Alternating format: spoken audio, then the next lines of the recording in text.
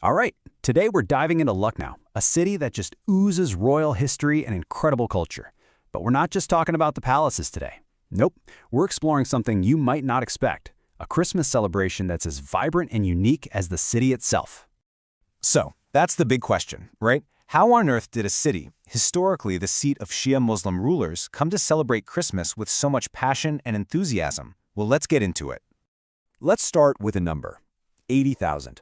On Christmas Day in 2023, that's how many people showed up to just one place, St. Joseph's Cathedral. And what's really amazing is that this crowd wasn't just Christians. Oh no, it was a sea of people from every faith you can imagine, all coming together to pray, light candles, and just soak in that festive spirit. And this quote, it just nails it. This isn't a festival that's celebrated by one group in isolation. In Lucknow, it's a full-on citywide event. And that spirit of inclusion, well, that's what makes Christmas here so unbelievably special. I mean, if you step onto the streets, you can literally feel it. The main drag, Hazrat Ganj, completely transforms.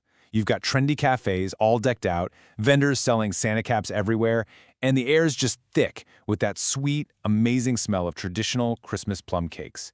It's this modern, joyful celebration.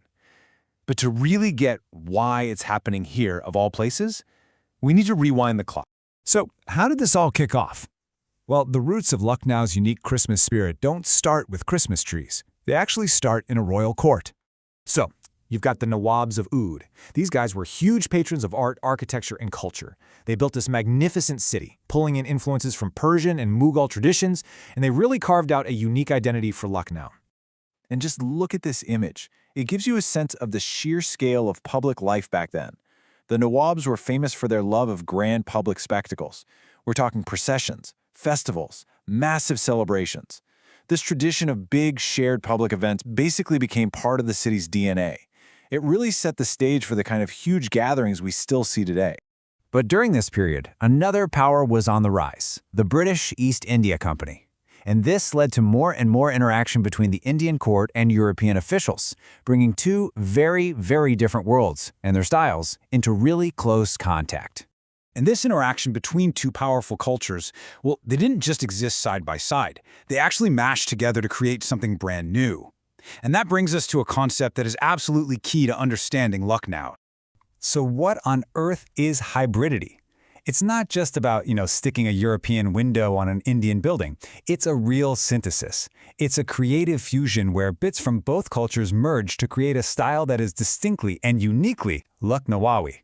To really appreciate this fusion, let's first look at what came before. This is the Bara Imam Bara. It's grand, it's beautiful, and it's an absolute masterpiece of Indo-Islamic architecture. But this is the style that started to change as that European influence grew stronger. And check out this quote, because it brilliantly illustrates that change. It's from an analysis of a later Nawab's palace.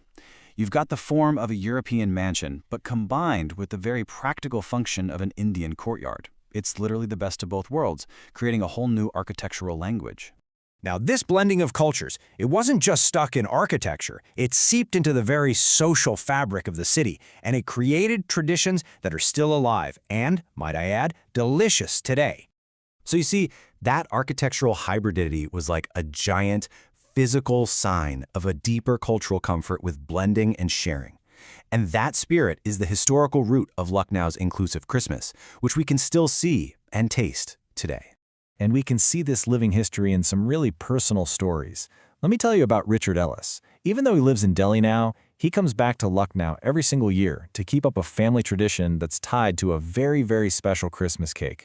And his destination is this historic bakery, a place where the city's past and present literally heat up for the holidays. Okay, now this is where the magic happens. Families like the Ellises bring their own ingredients, and that includes fruits that have been soaking in rum for weeks. Then, a third-generation baker, Jamil Ahmad, bakes their cakes in this incredible traditional oven. It's fired by wooden coal, which gives the cakes this smoky, earthy flavor that a modern electric oven just can't even touch. And get this, we're not talking about a niche hobby. The bakery is churning out around 2,000 loaves of cake a day during the season, all from advanced bookings from dozens of families who are carrying on their own traditions.